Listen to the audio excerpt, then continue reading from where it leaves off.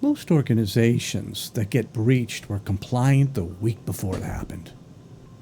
They passed their audits, controls were documented, policies were reviewed, dashboards looked healthy.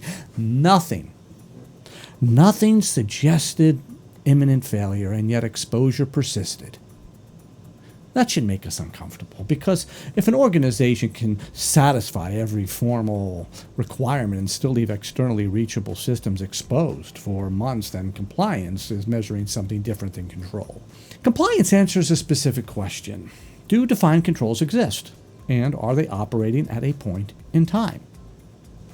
Evidence is gathered, screenshots are collected, access reviews are shared and performed, exceptions are logged. This has value. It creates structure, it enforces discipline, but it does not measure duration.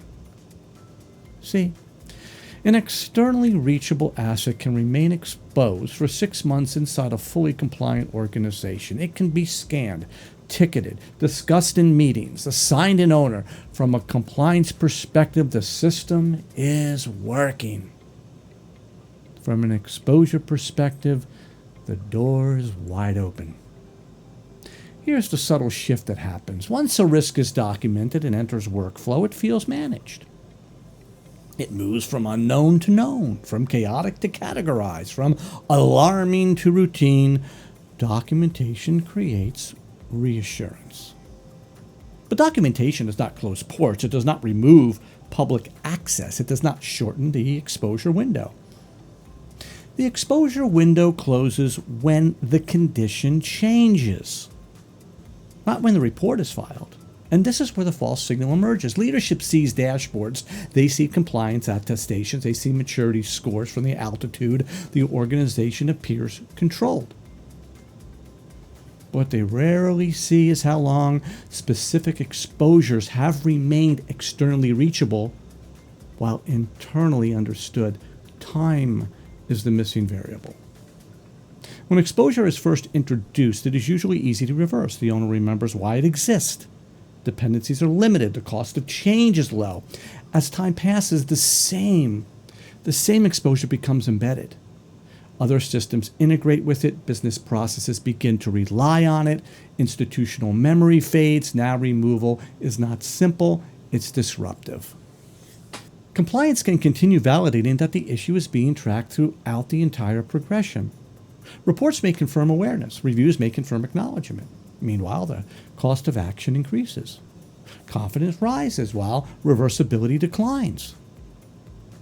That is the false signal. Compliance measures whether oversight exists. It does not measure whether optionality is preserved. Attackers don't care whether a system was compliant. They care whether it's reachable. If a service has been exposed for months, it doesn't matter how well it was documented. Internally, from the outside, it is simply available. This isn't an argument against compliance, it's an argument against confusing compliance with control. Control means you can change the conditions before they harden. It means when risk is identified, you act while the cost of action is still low. If a risk is discovered immediately and fixed within hours, the exposure window collapses. If a risk is discovered immediately and left reachable for 6 months, the exposure window remains fully open. Both scenarios may look identical in an audit. They are not identical in reality. Security maturity cannot be defined solely by coverage, policy, alignment, or audit performance. It cannot. Those things matter, but if you do not measure how long known exposures remain externally reachable, you are measuring activity, not control. The difference between oversight and control is time. And time rarely appears in compliance artifacts. If we want to understand whether we are truly managing exposure, we have to ask a harder question. Not just did we review this, but how long did we leave it reachable while we knew it was there? That is where real risk lives, and that is where false reassurance begins.